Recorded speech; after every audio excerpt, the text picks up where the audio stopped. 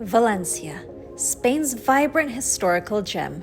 Experiencing it for the first time left me in awe, but also in shock, at a few unexpected surprises.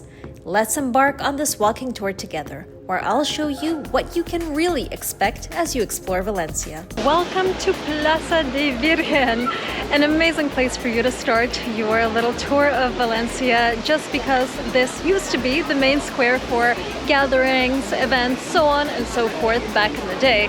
It is home to the 17th century basilica, it is home to this famous fountain, and a little fun fact is that those grand doors that you see on this side is also where every Thursday at noon the local court of water gathers to discuss irrigation issues. And I'm not making this up, but this is a UNESCO protected ritual that you can actually come and see every Thursday. I'm gonna take you on a little tour of about everything. We're gonna do a nice little circular walking tour and discover the old city together. So let's go. In Valencia's 2,000-year history, the city has been Roman, Moorish, and Christian, and now a place where ancient traditions and modern life exist in daily harmony.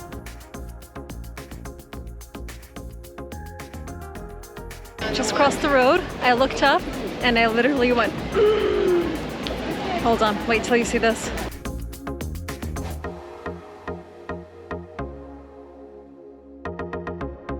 Oh yay, water! 37-degree heat, it's necessary. I feel like I have literally traveled back in time. Walking along here, look at what you're seeing.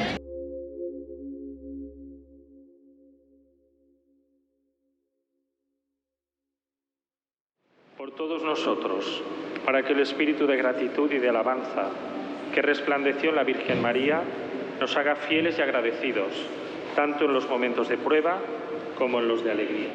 Absolutely jaw-droppingly gorgeous cathedral. The amount of detail in here is astounding. Now, what makes it so special as well is that it claims to be the home to the Holy Grail, and you can go see it. It is not an extra charge on top of the ticket. Now, I wonder if I go, will there be a long line? And also, will I be able to get close enough to actually film it for you guys? I don't actually know if that's the real Holy Grail or not, but they claim that it is. And in the case that it is, I can't believe that it's just there for people to see and that there's not a line in front of it, like in the Louvre to go see the Mona Lisa, for example. In the next room, you've got paintings, artworks. This is a really, really wonderful cathedral because it's not just the cathedral. You've got something to see if you're into art. You've got something to see if you're into history. Obviously, architecture. I feel this is probably one of the most complete cathedrals that I've seen in Europe, and how it's done also makes you avoid crowds. So it's a really nice experience overall.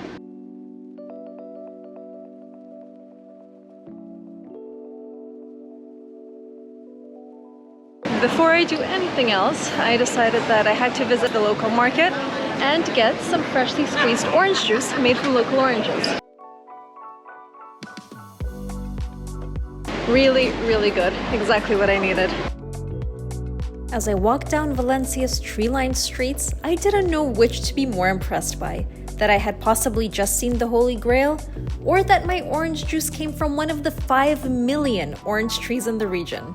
The prize for walking that street is getting to these towers. They're called Torres de Serranos, and they are from the 14th century. They were used as some of the towers that would go along the walled city of Valencia back in the day. You can actually climb up on them. I'm debating whether I should do that in the heat or not. I can actually see people up there. Someone's already braved it, and I think I'll go next. Just got my ticket. It was €2. Now, I need to point out something. The reason that I was filming that sign for you guys, I don't know if you noticed, there's 3 languages. You're thinking, okay, there's Spanish, there's English. What's the third one? The third one, I didn't realize this until I got here, is Valencian. That's right, they have their own language here. It is very similar to Spanish, obviously can be understood, but it's like their own sort of dialect of Catalan. Starting the climb. Should have brought water. I didn't. Should have checked how many steps I actually had to climb. Didn't do that either. Yay for good decisions today.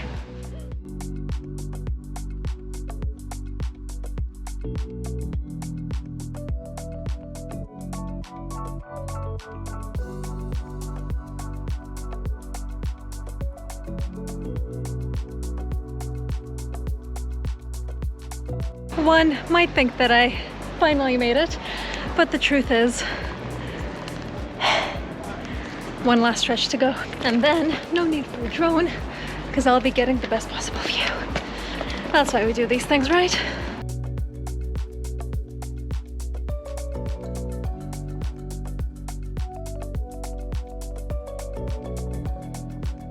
Verdict, it's worth it. You gotta get a bird's eye view to really understand what Valencia is all about, because yes, it is a big city, it's pretty touristy, but on the other hand, every second building is a historical monument. So to me, this kind of just brings it all together and just shows me the power of preserving history throughout centuries.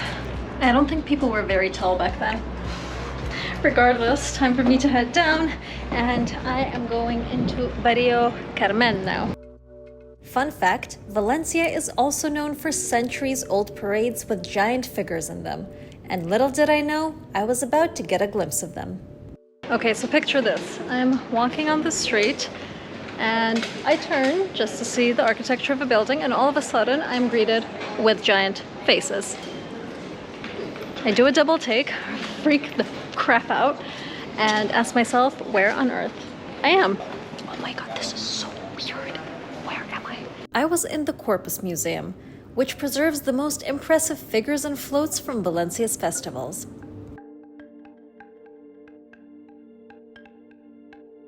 Okay, so these giants were built to commemorate the anniversary of the conquest of Valencia. They represent the unity of cultures between Christian, Muslim, and Jewish. Which I understand, but at the same time, I mean, I would not want to be a caretaker here at nights. Let's just say that particular attraction might not have been my favorite in Valencia for obvious reasons, but I have a feeling that Barrio del Carmen will be more my style, and also I keep looking away because Barrio del Carmen wasn't what I had pictured. It felt more run down and empty, though maybe I had just wandered the wrong streets at the wrong time.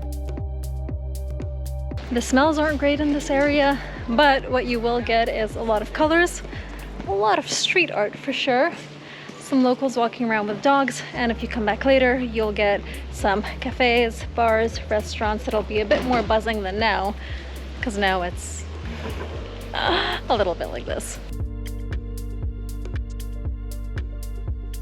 I'm really thirsty, time for a drink. This looks very refreshing. So in I go.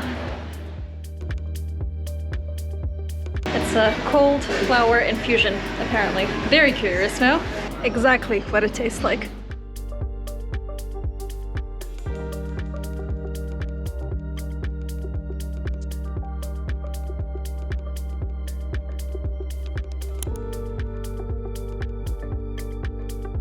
This right here is something that's so common in European cities, all over Italy, all over Spain as well. It's like these little shopping arcades. Even in London, you've got them.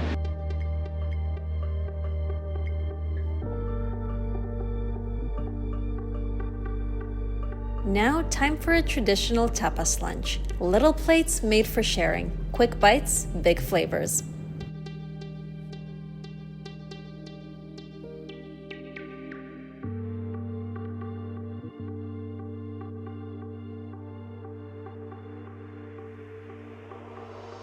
There is a place right next to the cathedral that was recommended by a local friend of mine who's unfortunately not here. This is where you'll get local pastries and a very traditional local dessert that I obviously have to try, being the sweet tooth that I am.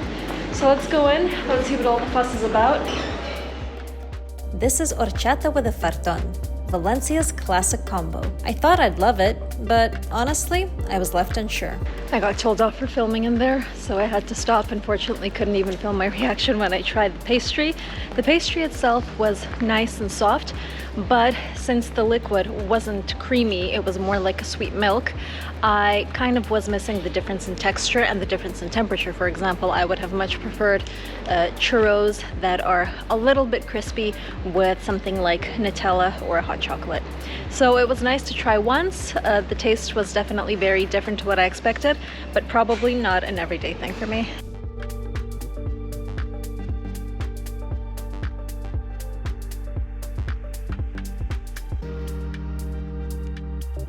Look at that. Some of these streets right in the center are surprisingly empty. I did not expect this. My local friend even told me, she said, you know, August, first of all, very hot, secondly, quite busy. I can see the hot part is 36 degrees. Busy part, not so much.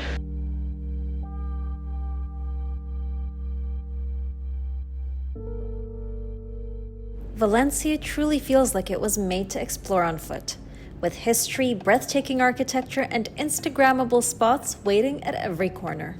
But now it's time to step away from 13th century architecture and into a Rococo mansion that blew me away.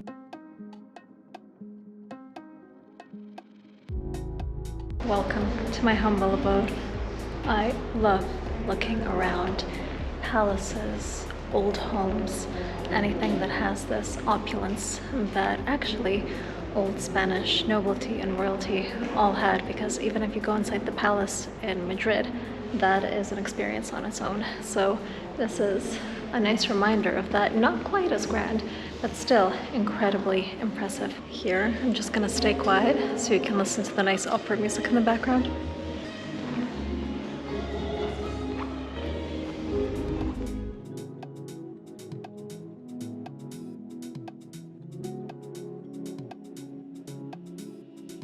(9 p.m. and it's just only starting to get dark now, but we couldn't have dinner before because the restaurants here open quite late. I picked a traditional paella place for dinner tonight just because paella originated here in Valencia, and they even have their own paella valenciana.